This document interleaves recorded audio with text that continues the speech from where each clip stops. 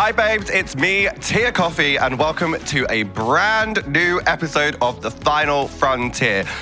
This is a raincoat, and this is ginger hair, and I think Ginger Rogers was in Singing in the Rain, so I guess I'm her. On this week's episode, we have got one of my favourite people ever, Eurovision icon, singer, songwriter, and goth legend. It's Bambie Thug.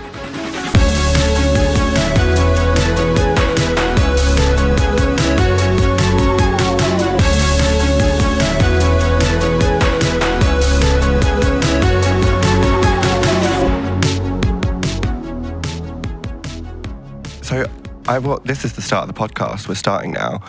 This is the beginning. No intro. I will start by saying, so my nephew is 9 years old. Yeah. And at the moment, he gets up in the morning and he practices singing yours and Nemo's songs. Oh my God, that's so sweet.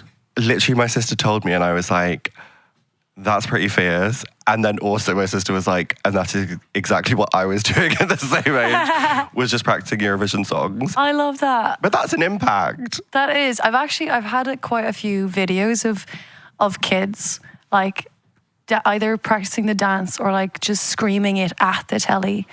And I think it's so cute. Yeah, like all ages, but I think it's just particularly sweet when it's like the kids. Yeah. I'm like, oh my God, you are going to be a goth. I'm so proud of you. I mean, my nephew also plays the recorder, so I'm not sure. Wait, I played the recorder. Hang on. Yeah. Maybe my nephew will be a goth at some point. Recorder playing goth.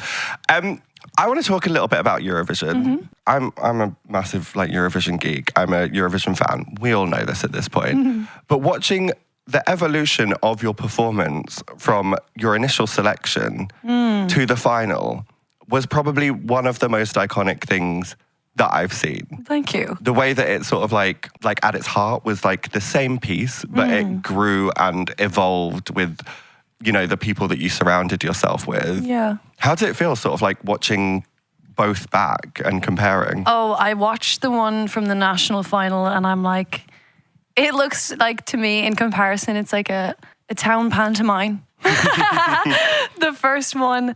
No, it's sweet. I mean, like, we definitely kept elements, as in like the changing of vibes and colours and obviously the witch element of it. I mean, I got rid of those creepy bunnies, obviously, in exchange for a hot demon, which was definitely an upgrade. Even some of the, I remember some of the pictures coming out from our rehearsals, and I was so angry because I was like, but the dress isn't even finished, and they're putting out pictures of it, and the hair isn't even finished, and the wig isn't. I guess I was stressed about it at the time, but I actually think it's quite nice for people to see the evolution of it and like how polished it got by the end, and I'm super proud of that. I mean, the national final, we definitely came a long way from there. But it's nice to see. Like, I feel like I can empathize in a way because I watch clips of myself on like series 2 of Drag Race. And I know that I'm wearing a bowl cut right now, but like, save your comments, everyone. But like, I could see like the development. So you've always got that moment to like look back at that as like the start of like your next stage of development. Definitely. I don't know. I think even if we had another one out, there were things I would have even, you know, you can always elevate, I think. I think what's nice about the Eurovision as well is like there's so many rehearsals that then also you do get to see, you get to watch them back, so you do get to actually pick up on things and be like, right, that needs to be better, need to hit that more, or like my main thing was like the dress needs more rhinestones, the trans flag needs more rhinestones, my hair needs rhinestones. So that definitely, it definitely improved on its rhinestones throughout the Eurovision journey, which I am delighted with. Oh, for sure. Could have more. I think, it was Marius, right? Yeah. Who was doing, I did offer my services as rhinestoner. They were not accepted because I think they didn't want to sort of like put me out, but I was literally sat in a hotel room doing nothing. So I was like, I'll come and help rhinestone. That's fine. Yeah. The thing, like, I feel like people don't know the ins and outs of like how stuff works at Eurovision and how like intense and serious it is. Because like, I was filming something like in the arena at one point. This was this year. Mama, Loreen turned up for rehearsals. I was yelled at. I was told to leave. I was like, but this isn't my fault. Like, I was meant to like do this. So like the rehearsal time is like almost like a sacred time for like the artist to be able to like look at their performance. Yeah. I mean, like we were even told we're not allowed to film inside there, Wild. even on our rehearsals. So they're very strict about that. But I guess it's for, I don't actually know because they do put out pictures anyway from the rehearsals. Yeah. Like it is seen. Mm-hmm. So yeah, they're very strict. They're very strict, but there are a lot of rehearsals. There's a lot. Like you do it over and over and over, which is great. Then you know you're getting it right. Yeah, you're getting it right. It was very fun. It was very, it wasn't strange. Maybe it was strange coming back into doing like full sets of shows. Right. After Eurovision, because I'd just been doing that song like for months, you know? So I was like, whoa, can I even still do a whole set? Like, yeah, but it was a bit daunting. Do you feel like the process of Eurovision, because obviously I think you've done Mighty Hoopla, like Download, like that sort of boost has brought you extra new fans? Oh, definitely. The fans are, I love them. There's so many. They're like, I love mostly the young ones. Like, I think I never expected to have teenage and like kids be fans of my stuff, because a lot of it's like explicit, you know, like a lot of my songs. But I guess it does offer that like fantasy world that you love growing up, you know? So I love that. I mean, they're drawing fan art. Their fan art's in crazy. Oh, you repost quite a lot of fan art. I repost every single fan art because like obviously some are like insane and some are really cute. But I think like if somebody's putting effort into, you know, drawing me and tagging me, I'm like, yeah, go off. I'm gonna show them. I'm gonna share this. Like, I think it's so wholesome. And also I'm in some group chats with my fans. Like, I physically can't leave. I tried to, and they kept adding me. And then I was like, okay, I'm just gonna stay here. And now I'm glad that I stayed in it, because I get to see them all being like so supportive and so kind to each other, and like giving each other advice, and like loads of them are going to meet up and be friends at the London show. Wow. And like different shows around the headline tour. And yeah, I'm just super proud that it's like such a kind group, you know, like they just seem to, they're always coming for anyone who misgenders me all the time, which is great. I no longer have to do that. They're always coming back at people's nasty comments with love. And I'm like, you're the best. I don't know. I'm proud of collecting that little coven. It's cute. I think that like sort of speaks to you as well, because again, I can only relate this to my sort of drag race experience, but like I find people who sort of support me approach other people with kindness. Now, people who support other queens from Drag Race are often very nasty. So I think it's down to like you as an individual who sort of like, I guess like preached that message and they've listened to it. Yeah. So give yourself a pat on the back as well. I would, but I don't have, my hands are stuck. Not right now, maybe later. No, but it is great. Have you found like the wider Eurovision fandom has been supportive in that way? Or are there some shady bitches? No, I think that I think all the Eurovision fans have been really nice, to be honest.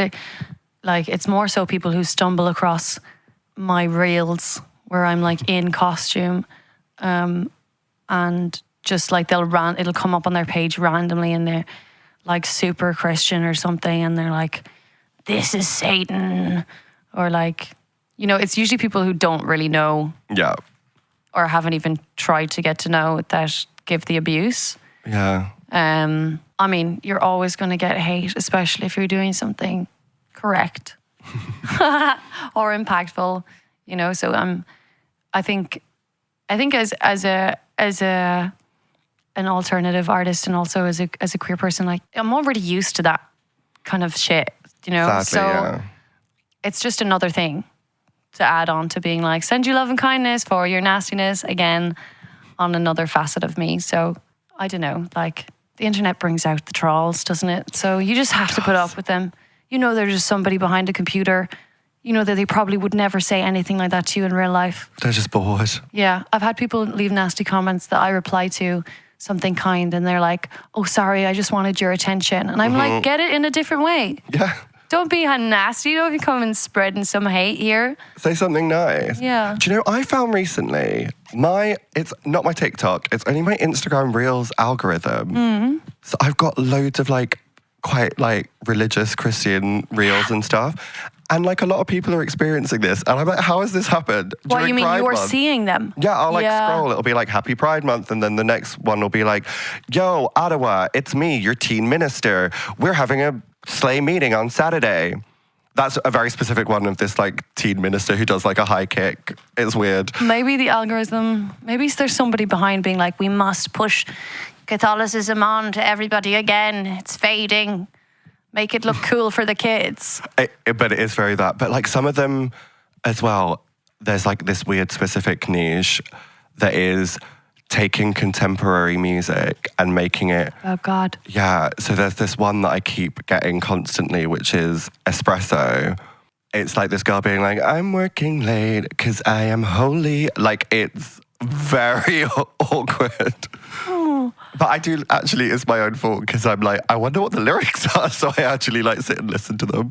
Have they done the whole song into? Some of them do. Okay. Some of them do. There's this one that I keep getting as well who's like, you can't be a Christian rapper, but why is this a bop? And then it's his own song that's like, yeah, gonna pray to the Lord. And it's not good, but I'm like, do you know what? You're like, yeah. You work, like, slay. He believes it. He does. I think I've liked some of them because I'm like, you actually ate that. Yeah. There's one girl who's been showing up on mine recently. She's a 21-year-old Catholic wife. I think she's autistic, and she shares her story. Yeah. She's super sweet. I actually love her videos. She dresses quite like Handmaid's Tale-y and just like cooks. I think I know the one you mean, yeah. Yeah, I like her. I vibe her actually. Some of them are just very calming. Yeah, some of them are calming and some of them are concerning. Yes. Yeah. Very worrying. But it's just the weird way that the algorithm works. Because, sorry, that came to me because you were saying how like those religious people are seeing your reels and stuff. Yeah. So I'm like, how are these things getting fed to people? Like, what in the algorithm is going on here? Yeah, I mean, the reel that keeps getting shown to them of mine mostly is the one where I'm in a condom wrapper and I look like I'm on crack. and it's the sound is like, she's not a Christian. And they're like, don't come here talking about God. Like, don't use God's name in vain. Yeah, sending me Bible verses. I'm like, slay. Work. Thank you for sharing. They're like, I'm praying for you. I'm like, thank you for having me in your prayers. But also, I think the key thing to remember, I always think this at Pride, because you always get like Christian protesters at Pride. And like, I always think, do you know what? It's not what I believe, but these people think they're doing the best thing for you. So someone saying like, I'll pray for you. It's kind of slay, because it's like, you believe that is the best thing for me. Oh, yeah. It's a kind action, even if it's not what you agree with. No, definitely. I mean, like I have my, there's an old lady who used to be my nanny growing up who lives in the town that I grew up in still. And she lights a candle for me and prays for me every night. Oh. But I gave her some crystals. So now she's put those, she holds them when she says her prayers and she's trying to understand a bit more of pagan stuff. But like, I love that. Like, I also went to a Catholic school. Like, I think like it's the institutions that are bad, really, not like, not obviously some of the teachings are terrible in the book, but like, I don't even think everyone reads the whole book that practices. And I think you can't tarnish everyone with the same brush. Obviously, you have like really devout of any religion who can be super nasty and spreading hate. But you can also have someone of no faith doing that too. And also vice versa. You can also have someone who is practicing by the book who actually is a good human and not a homophobe or a transphobe, but still believes in Christ. So like, it's a spectrum of everything, I guess. We just get the crazy trolls because hateful people want to be loud, I guess. That is true. And they do tend to shout the loudest. Yeah. I will also, I'm going to say for anyone listening or watching at home, I realise we've just had a big chat about religion. And I'm wearing a big cross. Are you wearing a big cross? But also, technically, isn't that also fandoms? Like, Christianity is just Jesus' biggest fandom. Yeah. So it's still relevant to the podcast. Jesus is the biggest superstar that has ever been. Ever. That's kind of tea, actually. Yeah. Wow. Wow, Jesus. That really makes you think. The musical Jesus Christ Superstar. Real. Question. Did you train in musical theatre or did I invent this? No, I did. I went to Erdang. Work. My friend, now called Ember, formerly called Poppycock, I think was a few years below you. Okay. Yeah. Because we were watching, they were texting me during the semi-finals and they were like, oh, the dancing demon, they trained at Erdang. And then they realised that you both did. So I kind of, relevant, because I feel like it's nice that you've like brought people with you on this journey. Oh yeah, I mean Matt was the first person I met when I was even auditioning for Erdang. Like he was the first person I met. I remember we were like, did the thing, did the dance, and then went out for a cigarette, and I was like, yeah, this guy's cool. At the time, he would only dress in Vivienne Westwood, like all the time. Like would get changed from dance class for a 5-minute walk to the other building, right back into, just for the walk into the Vivienne Westwood. Work. He was quite iconic, yeah, in uni. I was chaotic. So was he, actually. But yeah, we've known each other for like 12 years. Wow. So it's really special to have him on this journey with me and also share that stage with him and continue. Like he's coming on tour with me. He's my choreographer. Love. You know, so he's known me through all my phases, all my names, like every part of me. And that's really special, I think, as well, when you're kind of coming up as well and getting more well known. Like just to have people who've been there from the get-go, really. Yeah. Who I trust completely and adore. So it's really nice. That's like almost like a home comfort that you have with you on all these shows and all these things that you're doing. Yeah. Just to have that person who's like been part of you for a long time. That's nice. I get scared getting on planes on my own. Do you? Yeah, I hate it. I just hate going places by myself. So like the idea of like having someone with you who you're close to, that's really nice. Do you fall asleep on planes? I try to. Okay. But I spend most of the time being like, oh my God. The reason why I'm thinking about this is because I'm literally getting on a plane on Friday and then another one on Sunday. Oh, wait a second, you're going to LA? Yes, going to Canada first and then to LA. Oh, yeah, I'm in LA too. I told you. We're there at the same time. Next week, huh? Oh, you tell me if you want to come to DragCon. I would love to come to DragCon. Okay, I'll get you the passes. I'm sick. Yeah, we'll make it happen.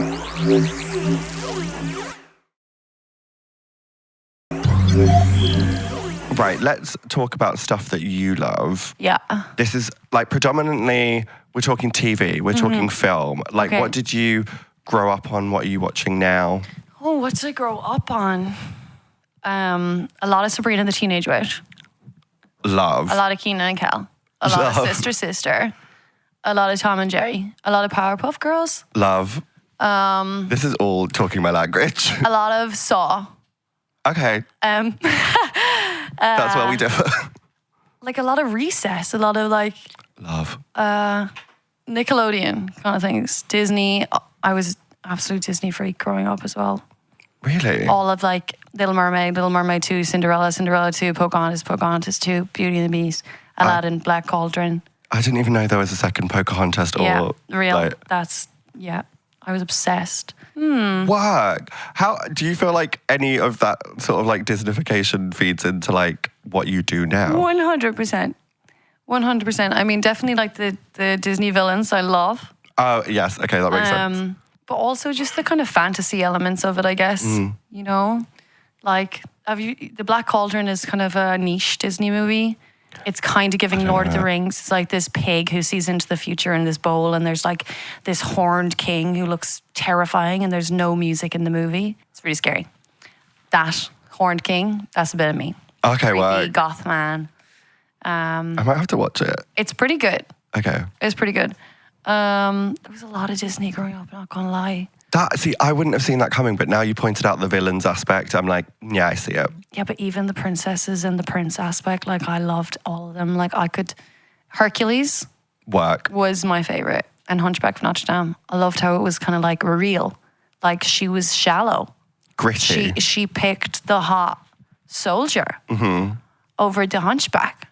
I was like, that's cutting, but she's real. Yeah, she's a real shallow lady. Who I love. True to life. Yeah, I don't know. Recently, I was sick for like 2 weeks and I rinsed The Handmaid's Tale season 1 to season 5. No, don't, because it's getting too real. Yeah. It's getting too real. No, I literally was watching and I was like, wait, is this becoming this? Oh, scary. It's weird when those things like are meant to serve as a warning and be like, don't ever do this. And then like you suddenly realize that we are living in our own dystopian future and it's a bit hideous. Yeah. Like Roe versus Wade. Okay. Very that. One more step closer to The Handmaid's Tale. Scary. Literally. But I think incredible TV show. The protagonist really annoys me.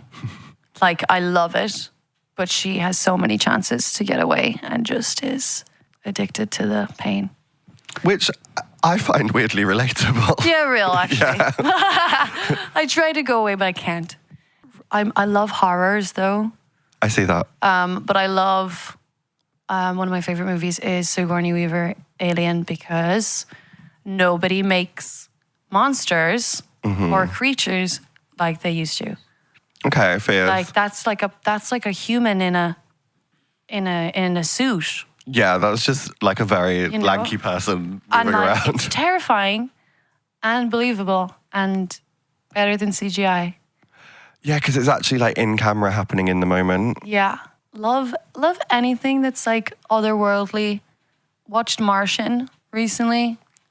Martian with hot guy. Yeah, I was literally about to say, isn't that the one with Matt Damon? Is that him? Is it Matt Damon? It might be Matt Damon. It might be. I don't know why I looked at you being like, could you Google this? That's not your responsibility. I think it might be. It's someone in that like Matt Damon, Mark Wahlberg-esque world. Oh, it could be him. It's Matt Damon. Okay. It's Matt Damon. Confirmed. Okay. Thank you. You went above and beyond in that moment. I just didn't mean to make eye contact. Signs. I used to love. Creepy. That. Yeah. I used to love that. I used to love War of the Worlds. I always wanted to play. Always wanted to be Dakota Fanning. I wanted to play that part. Work. Really wanted to be hiding under the table. There's still time. Yeah. If they made it into a stage musical, that could happen. Yeah, real. So, okay, it feels like you're like big on the alien tropes. I do. I love a zombie. Oh, no. What? No. Zombie is my least favorite. Like, I don't mind them, but I'm like, why are you running? Or like, why? I don't know. There's something, I prefer creatures I don't see. Okay. Or aliens. So like A Quiet Place kind of vibe. Oh, yeah. You want the like... I want the jump scares. I want the adrenaline. Oh. I don't want to see a human being. But I feel like you get that with... I just love a zombie. I don't know why. What's your favorite zombie? Honestly, I think it is the... I can't say but I'm going to say beep it. It's the... Like 28 days later, like they are like getting you no matter what. They can run at pace. Okay. Kind of like zombie vibe. Like Silent Hilly. I don't like a slow, like the kind of classic, like... You want the zombies that run. Yeah. At speed. I want no escape. I want like the same thing in Doctor Who. I want the Daleks to be able to float up the stairs. Real. Because then they've got to be a bit more like ingenuitive. I think that is the correct word, to like get themselves out of the situation. Is there one with Will Smith who says the zombies? No, because now all I can think of is Independence Day. I Am Legend. Is that zombies? Yeah, okay, I do like that. Okay, work. That one. Also, have you seen Midnight Gospel? No. Oh my God, amazing. That is my homework this evening. Yeah, Midnight Gospel, Duncan Trussell. It's on Netflix, but it's kind of like a podcast meets cartoon. Oh, okay. And it doesn't really, like what they're saying doesn't make sense to the story on the screen. It's like quite good for neurospicy. Okay, well, But I feel seen. There's one where it's zombies and they're healing the zombies with this needle. But when they become a zombie, in the zombie realm, from their perspective, it's all like, wah, wah, wah. And they're like having the best time ever. And it's all colorful, like they're tripping on acid. Oh. And then they get, with the shot, they're pulled back into the real world, which is like kind of dull and grey. But at the same time, even in their zombie land, to the real world people, they look like zombies and they're after them and they're trying to bite them. Really, they're trying to bite them to bring them into like utopia. It's quite cool. It's a cartoon. That's weird. Yeah, it's good though. I like it. That is good. That reminds me of my good friend Theresa May, who was on Drag Race, has a music video where they are the devil, but like camp because drag. Yeah, gorge. And there's like this family, and the whole story of the music video is like the boy thinks that he's like hitting these piñatas and like candy falls out, but he's actually murdering his family and it's like their blood and guts. So like the devil's like enchanted him. Hey, I love And that. like similar vibe. Yeah, a very similar vibe. I quite like that. I feel like that's your homework. Please watch Theresa May's Welcome, what's it called? Party in Hell? Yeah. Okay, Theresa May. Fun. Okay, we love a zombie, you love an alien. Do you have like a favourite like alien film specifically, or is it just the whole genre? Like you mentioned Signs and stuff like that. Is there like one that stands out? Alien. That's the one. That's the film. That's the pinnacle. Yeah, that's the pinnacle. I swear, if you choose that as the script and I'm just making alien noises, I will. I might be okay with that, actually. Or do Signs. We'll both make alien noises. Just pick the piece where they're like in the field, just the aliens, and we'll be like. Can I make this kind of...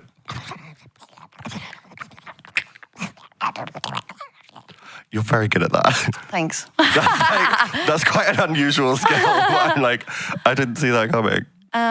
Is Lord of the Rings sci-fi? No, it's fantasy. I feel like fantasy can like enter this realm. Yeah. I'm okay with that. Do you love a Lord of the Rings moment? Yeah. Wow. I love Gollum. Okay, fears. Gollum is like my doppelganger, honestly. Like if I was bald, it would be... That's the moment. Yeah, you'd be like, what are you doing? Do a whole bald cap prosthetic. I actually did that I had a Halloween show and I pulled off my wig to a bald cap. Wow. It's gorge. And then I bled. From the bald cap? No. Just generally... No, from down low. Oh, slay. Slay. Yeah, love that. But that's not sci-fi. But we enter the fantasy realm. I mean, I think the thing about Lord of the Rings is that my theory about fantasy is it's just like sci-fi, but like from a different time. So it's like... Yeah, like Lord of the Rings- medieval sci-fi? It's just that. Like, what is Middle Earth if not a parallel dimension? Yeah, real. Like, aren't dragons not like... Sci-fi lizards. Well, maybe it's... Is sci-fi kind of like... It could actually... And fantasy is like, maybe. Like, because aliens could. Probably, most likely. Is sci-fi just fantasy with computers? Maybe. Yeah. What is Doctor Who? Time, space, travel. Sci-fi. Yeah, but kind of like there's fantasy elements to it. The one with the... I haven't seen much Doctor Who, but I remember the one with the angels. The Weeping Angels. Yeah, that was a bit spooky, so I enjoyed that one. Oh, like the original episode of Blink, like The Weeping Angels, iconic, but they come back and there's like a few more episodes, which I think you'd enjoy for that reason. Okay. Yeah. Yeah, I love them. Oh, I They're do see The freaky. Weeping Angels for you. Yeah. I'm more of like a Dalek type kind of energy. like the thing. Is it like the Star Warsy beepy guy? Yeah, like a really evil R2D2. Like a scary, like extremely right-wing R2D2. Okay, work. Dalek. Yeah, real. Sorry, it's because I feel like, did we have Doctor Who in Ireland? It came back in 2005, so... I don't know if they showed it lots to us over there. Oh. They're like, not for you. I mean, does Ireland have like any specific shows that are... We used to have, I guess, like the Morbegs. It's like these, like two really fluffy, hairy creatures. Okay, work. And we had Dustin, the turkey. Don't. Dustin's an icon. Yeah, but he really had his own telly show first. Before the Eurovision moment. Wow. Yeah, he had like Dustin's Daily News, and like I was on Dustin's Daily News Star Search when I was like 12. So he's been around. Roll the clip. Okay, Fierce, so you had like... We had like bits and Home and bobs. Away shown every day. I mean, could be sci-fi because some of those storylines were not real. Yeah, that is true. I did love a bit of Home and Away and Neighbours. I loved Interstellar actually because I loved how that went through like time and like going through different dimensions, and that time stops to really mean what it means outside of Earth. And I love It's giving that he was science. the book. Yeah, it's giving science. Yeah. It's giving really good at science. It's giving like physics A-level. Yeah. Yeah. Yeah, I loved that he was the ghost, you know, like Yeah. moving the books through time. I mean, we just love a good plot twist. That's the thing. Like when you don't see it coming. Yeah. I remember like originally, like before everyone knew the plot twist in The Sixth Sense. Before everyone needed a plot twist? No, before, like, you know, in The Sixth Sense, like the gag is like he was dead the whole Oh, time. yeah. Like before you knew that, watching that film was like I clutched my imaginary pearls. I was like, gag. I didn't see that coming. But now everyone knows it. You rewatch it and you're like... Yeah, it's kind of like Fight Club's another one, which I'm like, I wish I never saw so I could see it again for the first time. Yeah. Or Inception as well. Oh, see, I still don't think I understand Inception. Like, I've watched it multiple times and I'm like, but how do you know? It's spinning. Does that mean that it's real? What's going on? I just don't understand it. Yeah, I think they want you to be like that though. Like, Oh, that's the is he energy. awake or is he still asleep? Yeah, I'm bad at that. Kind of Matrixy as well, I guess. I love The Matrix. Love The Matrix. Even the last one, which people, the more recent one that people didn't love, I still loved it. I don't know if I saw the very most recent one actually. Like, new vibes, new energy, Completely. very much more diverse. Even though the actual Matrix films were very diverse. Okay. Yeah, I just love their style as well. Yeah, well, Their styling. shiny black outfits. I see it. On that note, Poppy, producer Poppy, the fan favourite, who is producer Poppy, is lurking with the laptop because Poppy has chosen a scene for us. Poppy, please enter frame and let us know what we are spontaneously performing. Oh. War of the Worlds. Yeah. Do you want to do Ray? And then I'll Okay. do Rachel's one line and then also Robbie. Okay. We have no context for this. And also... We have to do it. We should have to do it in a strange voice. Okay, what? Should we... You do it in an alien voice instead. I don't think so. No. I don't think so. That was giving slightly Gollum adjacent. Should we pick an accent? Oh my God. Yeah.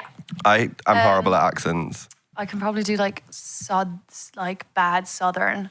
Like Southern American. Yeah, like, okay. Vintage Southern. Well, okay, let's give it a go. Yeah, I have no yeah. idea if I can do this, but let's see. I'm so scared. Wait, so we're sprinting. We're out of breath. Okay, wait. Robbie! Get back here! Robbie, no! Robbie, come back! Robbie! God's sake! Robbie! Stay here, I'm coming! That's pretty good. Oh, Robbie! Robbie! It's just screaming, Robbie. Why are you doing this? Listen to me, turn around, listen to me! Don't do this, I love you! I need to be here. I need to see this. I know it seems like you have to, but you don't. Let me go. You don't! Please, let me go. I'm not letting you do this. You can hate me. You can hate me, but I love you. Let me go, please. I'm not letting you do this. And What happened? Where are the aliens? Okay, here come the aliens. Robbie, I'm being... No, don't. And scene. I wish we were in Signs. We could be. Maybe that's where this becomes an expanded universe. Yeah, real. I want like a fan, what they called fan fiction of us in Signs. Someone's gonna write it Yeah. now that we've said it. I want to just be in the cornfield. Living life. Yeah. I think I want to be at a full sprint running from aliens. Okay, so you can be in the full sprint and I'll be the alien. Okay, can I change shoes before the full sprint? No. Okay, this will be a very short scene. Yeah, real. You better be so fast at running because aliens can fly. I actually am jump. quite fast. Yeah. I think it's the height. This is the end of the podcast. Slay. Can't lie, but we've spoken nothing about what you're doing in life and what's coming up. Well, but we should now. Just about to go and be in the new Signs, really. That's the whole thing. No, I've got my headline tour coming up. Amazing. Which is amazing.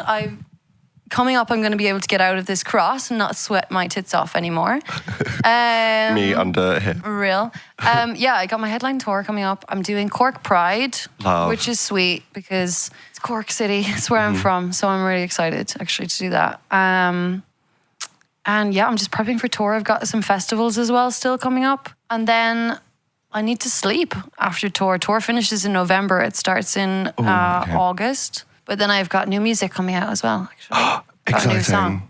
Heck So Heavy. Coming. It's a diss track. Coming now? It's coming at the end of August. Okay, let me do maths. Because obviously this is present day for you, but not for us.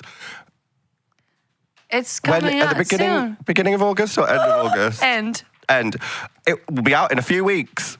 Yeah. Based on my maths. Coming to... I don't fucking know. Coming out soon. Available where all good music is downloaded, purchased, and streamed. Real. Very that. Thank you for joining me. Thank you so much for having me. That's all right.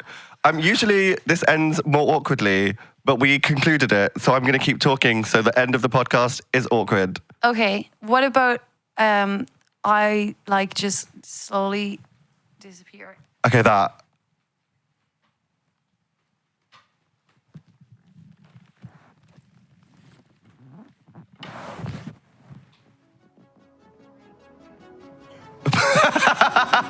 Slay, that's the end.